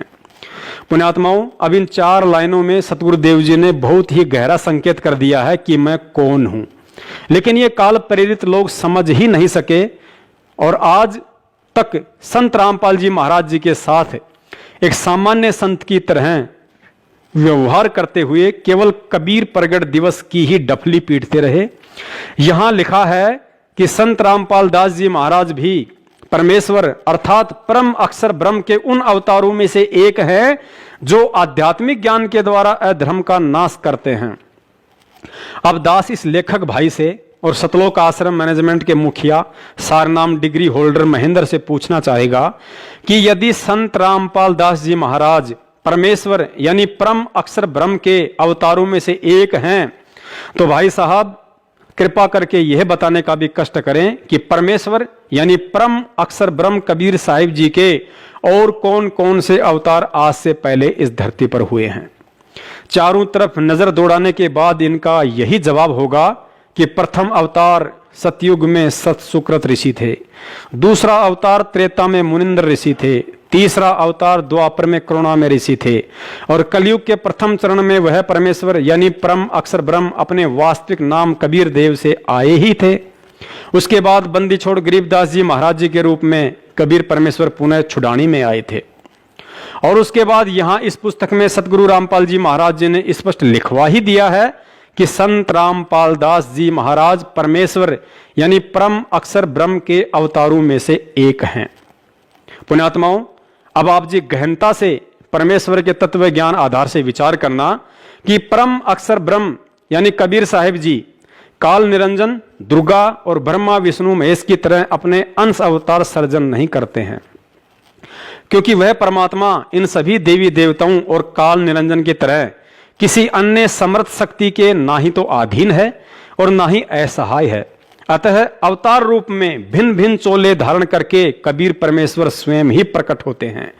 विचार करें, सतयुग में सतसुकृत से लेकर कलयुग में कबीर नाम से वह परमात्मा किसी मां के गर्भ से जन्म लेकर आया था या प्रकट हुआ था, बताने की जरूरत नहीं है। लेकिन गरीबदास रूप में भी वह परमात्मा प्रकट ही हुआ था, जिसका प्रमाण स्वयं उनके द्वारा रचित ग्रंथ साहिब की भूमिका में मिलता है कि शरीर त्यागने के बाद चिता से उनकी अस्थियां नहीं मिली थी और उसी रूप में छुड़ानी में शरीर त्याग कर गरीबदास जी महाराज अपने प्रिय भगत भूमड़ दास के बाग सहारनपुर में पुनः प्रकट होकर 35 वर्ष तक वहीं रहे। अतः समझदार भगत को समझने के लिए उनकी यही लीला पर्याप्त है कि गरीबदास जी महाराज जी के रूप में परमेश्वर कबीर साहिब जी मां के गर्भ से आए थे या प्रकट हुए थे। और पुख्ता प्रमाण के लिए आदरणीय गरीबदास जी महाराज हमारी तरह कोई आत्मा थी या स्वयं परमात्मा थे। सुनिए 3 मिनट का अनमोल सत्संग, जिसमें सतगुरुदेव जी ने आदरणीय गरीबदास जी महाराज जी को स्वयं कबीर साहिब जी का अवतार बताया और यह भी स्पष्ट किया है कि कबीर साहिब और गरीबदास जी दोनों एक ही थे, केवल नाम की भिन्नता थी, शक्ति में कोई अंतर नहीं था। और अंत में योगियों का जिक्र करते हुए कहा कि वे परमात्मा थे। बंदी छोड़ सतपुरुष स्वरूप कबीर साहब तथा उन्हीं के अवतार बंदी छोड़ गरीबदास जी महाराज की अमृतमयी वाणी का खुलासा, सरलार्थ, भावार्थ व सारांश आज तीसरा दिन है सतगुरु की कृपा से।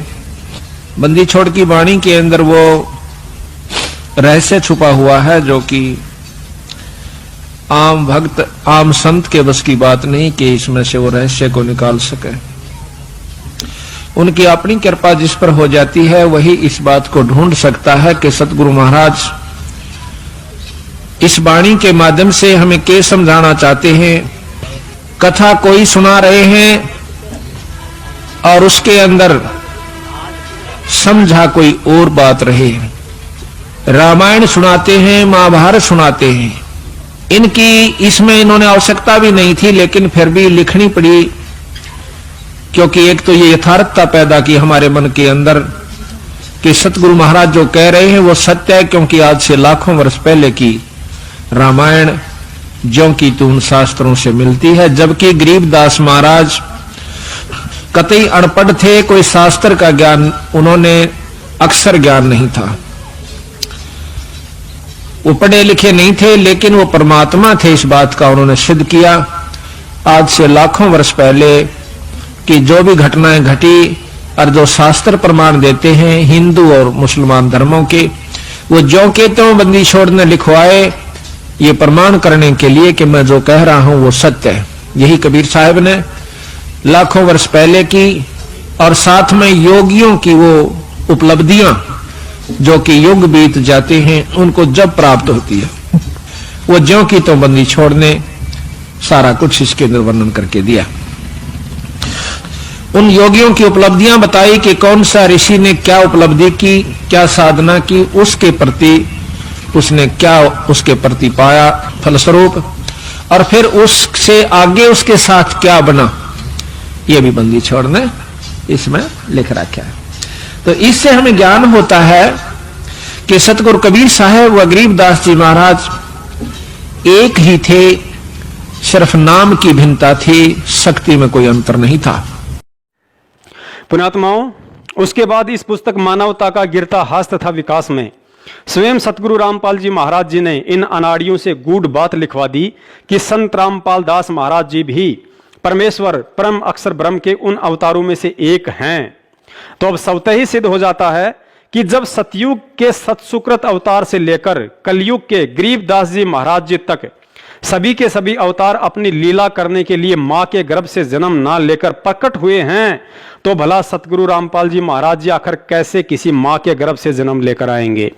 अर्थात आज पृथ्वी पर परम अक्षर ब्रह्म कबीर साहिब जी पूर्व के अवतारों की भांति सतगुरु रामपाल जी महाराज जी के चोले में स्वयं अवतरित प्रकट परमात्मा है, और उनका भगत होकर वही इंसान दुनिया का सबसे मूर्ख व्यक्ति समझा जाएगा जो इतने प्रमाणों के बावजूद भी 8 सितंबर के दिन सतगुरु प्रगट दिवस के बजाय कबीर प्रगट दिवस ही मनाता रहेगा। अभी भी अगर किसी का मन नहीं मान रहा हो तो देखिए इसी पुस्तक के पेज नंबर 66 पर एक और पुख्ता प्रमाण, जहां सतगुरुदेव जी ने स्पष्ट लिखवाया है कि 12वें पंथ गरीबदास जी वाले पंथ में मैं परमेश्वर कबीर जी ही स्वयं चलकर आऊंगा, तब संत गरीबदास जी द्वारा प्रकट की गई वाणी को मैं कबीर परमेश्वर प्रकट होकर समझाऊंगा। अब पुण्यात्माओं को निपट अंधा और मोतियाबिंद का ही शिकार होगा जो यह प्रमाण देखकर भी नहीं समझ पाएगा, जिसमें गुरुदेव ने साफ साफ कह दिया है कि 12वें पंथ में मैं कबीर परमेश्वर स्वयं ही आऊंगा और प्रकट होकर संत गरीबदास जी की वाणियों का मतलब समझाऊंगा। अब सर्वविदित है कि आदरणीय गरीबदास जी महाराज जी की वाणियों को श्री आसाराम बापू या राम रहीम जी ने तो समझाया नहीं है, और जिन्होंने समझाया है उन्हें आप जानते ही हैं। फिर हर साल जून के महीने में कागज के फोटो को भगवान मानते हुए उसका प्रकट दिवस मना कर आखिर कब तक अपनी अंधता, मूर्खता और अज्ञानता का प्रमाण देते रहोगे? क्योंकि आप जिस दाढ़ी मूंछ वाली फोटो को परमेश्वर का असली स्वरूप मान रहे हो, यह आपकी मूर्खता है, जिसके विषय में गुरुजी स्वयं कह चुके हैं कि आप जो चित्र देख रहे हैं यह प्रभु का वास्तविक चित्र नहीं है। एक प्रमाण आपको और देते हैं कि 650 साल पहले ही नहीं बल्कि सतयुग, त्रेता और द्वापर में भी परमेश्वर कबीर साहिब जी अपने सतलोक वाले वास्तविक स्वरूप में कभी नहीं आए। पुण्यात्माओं, इन 21 ब्रह्मांडों में यदि परमेश्वर कबीर साहिब जी के असली स्वरूप से कोई परिचित है तो केवल 2 ही प्राणी है, पहला काल भगवान और दूसरा उनकी पत्नी दुर्गा है। प्रथम सतयुग में जब परमेश्वर कबीर साहिब जी सतसुकृत रूप में इस पृथ्वी पर आए तो अपने पुत्र जोगजीत जी के रूप में आए थे, क्योंकि सतगुरुदेव जी ने बताया कि प्रथम सतयुग में पृथ्वी लोक पर आने से पहले तपतशिला पर काल और परमेश्वर जी की बातचीत हुई थी। तो परमेश्वर जी अपने पुत्र जोगजीत जी के रूप में थे और कहा था कि मैं पिताजी के आदेश से नीचे जाऊंगा और तेरा भांडा फोड़ करूंगा कि तू भगवान नहीं है। अतः सिद्ध हुआ कि सतयुग में सतसुकृत ऋषि वाला रूप भी परमेश्वर का असली स्वरूप नहीं था। उसके बाद कलयुग में परमेश्वर जी जिस कबीर रूप में आए थे वह भी उनका असली स्वरूप नहीं था, क्योंकि जब परमेश्वर कबीर साहिब जी मगर से सशरीर सतलोक जा रहे थे तो दुर्गा ने उन्हें कोई सामान्य संत समझकर अपने जाल में फंसाने की पुरजोर कोशिश की। उनके सामने शादी तक का प्रस्ताव भी रख दिया कि मैं आपकी पत्नी बनकर रहूंगी। पुण्यात्माओं, अब विचार करो, आज जिस मूर्खता के चलते लाखों की संख्या में काल एजेंट सतलोक आश्रम मैनेजमेंट वालों के मनमाने आचरण को उत्तम समझकर संगत कहीं भी भीड़ इकट्ठा करके कबीर परमेश्वर जी के जिस दाढ़ी मूंछ वाले स्वरूप की फोटो का प्रकट दिवस मनाकर अपने आप को धन्य समझ रही है, यदि कबीर साहिब जी का वह रूप उनका असली रूप होता तो दुर्गा उन्हें पहचान लेती और हो सकता है डर के मारे उसका कलेजा भी फट जाता, क्योंकि ऊपर पहले ही बताया जा चुका है कि 21 ब्रह्मांड में कबीर साहिब जी के सतलोक वाले असली स्वरूप से यदि कोई परिचित है तो केवल काल और दुर्गा दो ही हैं।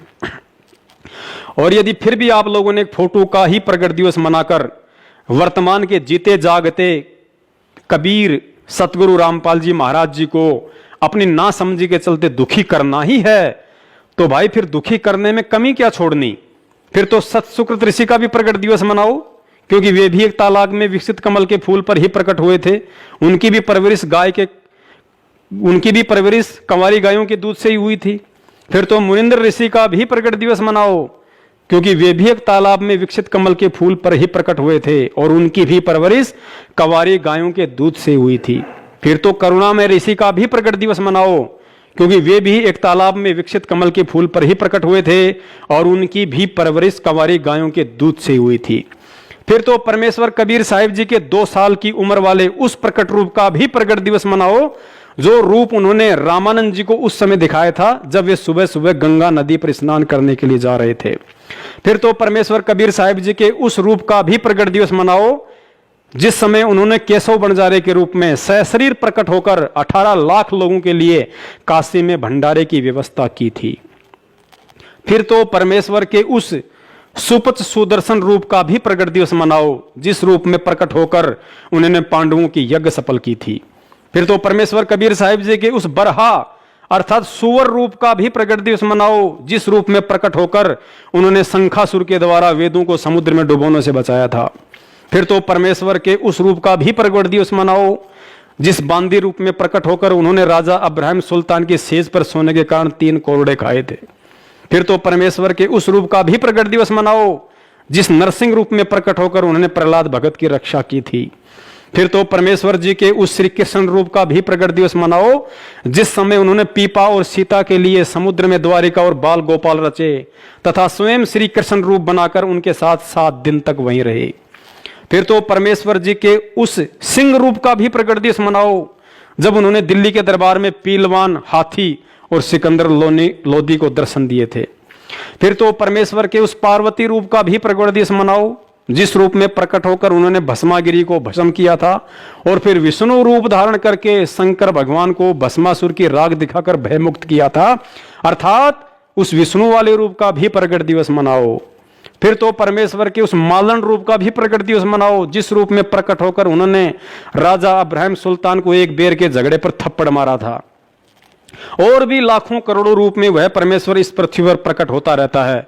अतः एक अकेले कबीर रूप का प्रकट दिवस मनाने वाले 80% भोली आत्माओं से प्रार्थना है आप बारी बारी परमेश्वर के इन सभी उपरोक्त प्रकट रूपों का प्रकट दिवस मनाओ ताकि तुम्हारी नादानी और नासमझी पर आज वर्तमान में प्रकट वह परमेश्वर बाबा आदम की तरह कबीर प्रकट दिवस मनाने वालों को देखकर दुखी हो और सतगुरु प्रकट दिवस मनाने वालों को देखकर प्रसन्न हो। तो पुण्यात्माओं, अब दास अपनी वाणी को विश्राम देता है। कहने को तो परमेश्वर की महिमा के विषय में दास के पास इतना मटेरियल है कि जीवन समाप्त हो सकता है, लेकिन शब्द नहीं। लेकिन इस बात का निष्कर्ष सिर्फ दास के कहने और आपके सुनने तक ही सीमित नहीं है। दास तो पिछले वर्ष से ही सतगुरु प्रकट दिवस मना रहा है, क्योंकि आने वाले समय में तो पूरी दुनिया ही सतगुरु का प्रकट दिवस मनाएगी। आम व्यक्ति भी इस बात से भली भांति परिचित हो जाएगा कि संत रामपाल जी महाराज जी ही असल में कबीर परमात्मा है, लेकिन असल में उनका प्रकट दिवस मनाना तो आज है और आज केवल वही आत्मा उनका प्रकट दिवस मना सकती है जिसने इस भक्ति मार्ग पर ज्ञान को आधार बनाकर चलना सीख लिया होगा, वरना उल्लू के लिए तो सदा दिन में ही रात और रात ही दिन होता है। अंत में अपनी वाणी को विश्राम देते हुए दास एक और ऐसा प्रमाण देता है जिसे आधार बनाकर आसानी से समझा जा सकता है कि सतगुरु रामपाल जी महाराज जी कौन हैं, स्वयं कबीर परमात्मा हैं या कबीर साहिब जी के भेजे हुए कोई संदेश वाहक हैं। आप जिन्हें सतगुरुदेव जी के मुख कमल से सैकड़ों बार सत्संगों में सुना होगा कि परमात्मा ने किन किन आत्माओं को सतलोक दिखाया और फिर वापस पृथ्वी पर छोड़ा और अपना गवाह बनाया, लेकिन एक बार भी आपने उनके मुख कमल से यह कहते हुए नहीं सुना होगा कि कबीर परमात्मा ने मुझ रामपाल दास को भी सतलोक दिखाया और फिर वापस पृथ्वी पर छोड़ा। तो पुण्यात्माओं, जिसने सतलोक ही नहीं देखा तो फिर सतलोक का वर्णन कैसे कर सकता है। लेकिन फिर भी सतगुरु रामपाल जी महाराज जी सतलोक के दृश्य का हूबहू वर्णन करते हैं, क्योंकि वे स्वयं परमात्मा हैं और परमात्मा अपनी शक्ति से जिसे चाहे सतलोक के दर्शन करवा सकता है। लेकिन उन्हें कोई सतलोक के दर्शन करवा सके ऐसा तो कोई पृथ्वी पर जब से ये बनी है तब से पैदा ही नहीं हुआ। अतः यह स्वतः ही सिद्ध हो जाता है कि आज परमात्मा स्वयं हमारे सतगुरु बनकर पृथ्वी पर विद्यमान हैं। अब जिन जिन आत्माओं को इस वीडियो के माध्यम से ये अच्छे से समझ में आ गया है कि वास्तव में असली कबीर तो स्वयं मेरा सतगुरु ही है और मैं अज्ञानता में एक कागज की फोटो को कबीर समझकर उसका प्रगट दिवस मनाते हुए प्रतिवर्ष अपने आप को धन्य समझ रहा था, तो उन आत्माओं का अब यही प्रश्न हो सकता है कि 8 सितंबर 2020 के दिन सतगुरु प्रगट दिवस मनाना कैसे है। तो ये बहुत ही साधारण और सरल सा तरीका है।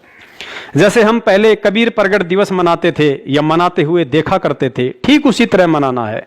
ना कोई भीड़ भाड़, ना कोई जमघट, ना कोई दिखावा, ना कोई विशेष आडंबर। 8 सितंबर के दिन हम सब ने अपने घर पर ही सतगुरु प्रगट दिवस मनाना है।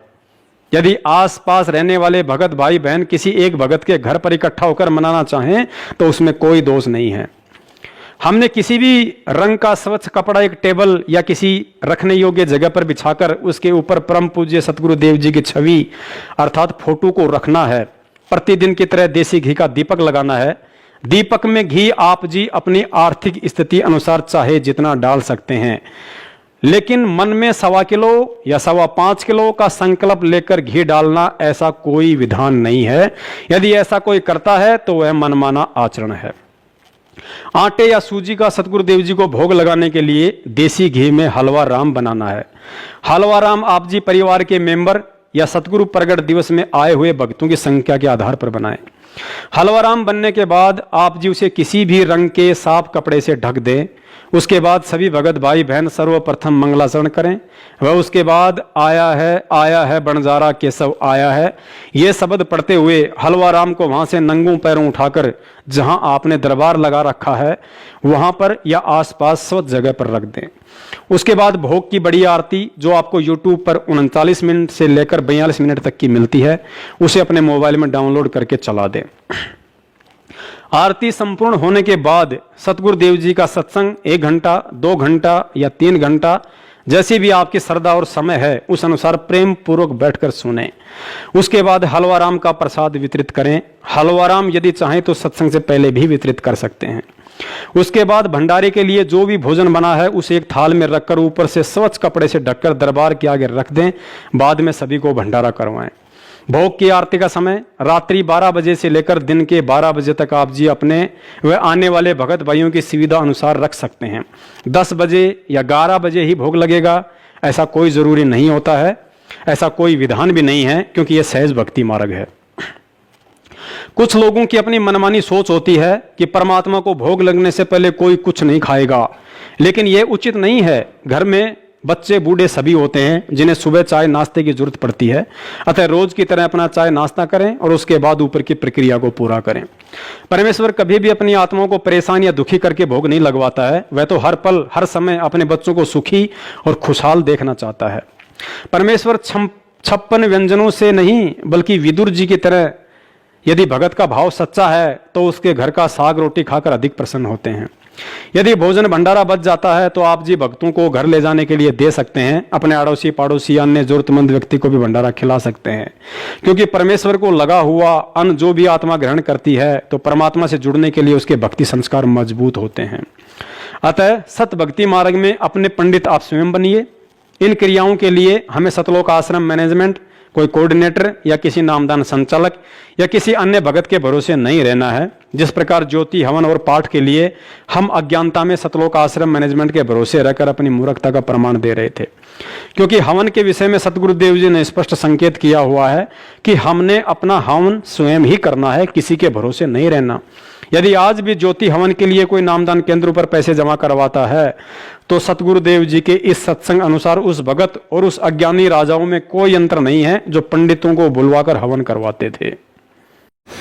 और तीसरी एक हवन की यहाँ जोत जगह है परमात्मा की अखंड हवन। हवन पुण्यात्माओं, जैसे अभी तक आपने देखा ये ऋषि लोग गेर का लकड़ क्यों कह के घर तक जा था, राजाओं ने पटा लिया करते, धनिया ने उन्हें कह देते अच्छा हवन करो, वहां गेर के 2-3 धड़ी लकड़ी और ठोके दे लोटे भर घी के स्वाहा स्वाहो पाटो पकड़े। अब उसमें क्या था दोस्त, वो अच्छी बात है हवन करना, लेकिन वो तरीका प्रॉपर नहीं। न्यूकार ने आंधा न्योतर 2 बुलावे, अगर अंधे का निमंत्रण दोगे 2 आवेंगे एक की बजाय। तो कहने का भाव ये था कि वो ऋषि लोगों को हम क्यों बुलाया करते, क्योंकि हम अनपढ़ थे, उन्होंने अपना फायदा उठाया कि केवल एक ब्राह्मण ही पढ़ने का अधिकारी है, तुम अपना धंधा पीटो जिसका जिसा काम है। परमात्मा ने ये कहा कि देखो भगवान की भक्ति प्रत्येक व्यक्ति कर सकता है और प्रत्येक ही शिक्षित होना चाहिए, ये गलत कर रखा था इन्होंने। तो अब आप सारे शिक्षित हो गए। अब मालिक ने जो खेल खेला है, ये समय इंतजार किया है कि अब अपनी प्यारी आत्माओं को अपनी महिमा में अब बताऊंगा और सारे सबका समझ में आवेगी। अब आप सभी शिक्षित हो गए और सभी को मंत्र ये परमात्मा की वाणी याद होगी। छोटे छोटे बच्चा के पूरी आरती याद हो रही है भगवान की वाणी की। अब एक रुई, एक 1.5 ग्राम 2 ग्राम रुई लगेगी, एक जोत बना दे, खड़ी जोत लगा दी, उसमें घी डाल दिया जितने आपकी इच्छा है, 1 कटोरा भर दे, सारा दिन जलाए। तो उसमें वो घी उसमें डाल दिया और हम अपना मंत्र वाणी सुबह नित्यनेम करें, दोपहर में रमैणी करें, शाम में संध्या आरती करें, ये भगवान की वाणी भी हम बोलते रहते हैं। तो वो भी हवन हो रहा है। उस लकड़ियों वाले हवन की तुलना में ये हवन श्रेष्ठ है, क्योंकि इसमें आप एक 100 ग्राम रुई में 1 क्विंटल घी हवन कर सकते हो। उसमें उसकी जोत न जलन नहीं दे, उसमें डालने जावेगी।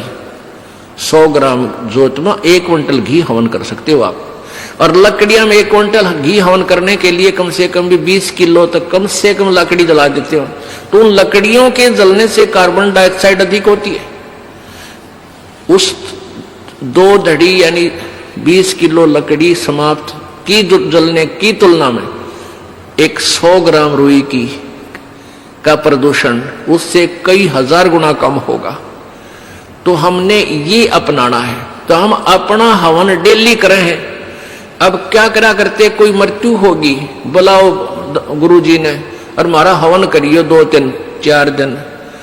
वो 2 दिन के हवन में किला टूट गया। रोज करो हवन अपना, एक जोत लगा दे, सुता उठ के हाथ पैर धो ले, नहान का ना फुर्सत मिले, कोई जरूरी ना होती नहाना। इसमें नहाए धोए क्या भ्याज है, मन का मैल ना जाए और मीन सदा जल में रहे, धोए बास ना जाए। अंदर से अंत तक साफ हो, हाथ पैर जरूर धो ले, क्योंकि धार्मिक वस्तुओं का हाथ लगाने। और जोत ला दे, अपना मंत्र करता रहे, काम करता रहे, अपनी आरती बोल ले, जा नित्यनेम भी कर ले, रोटी पोए जा, नित्यनेम चलता रहे। आजकल तो आधुनिक बहुत से उपकरण हो गए हैं, वैसे भी याद हो जाते हैं कुछ दिनों में। और नहीं बैठ कर अपनी किताब लेकर वह पढ़ ले। अब हवन हो गया तो हम अपना काम आप करेंगे, जो बात बनेगी।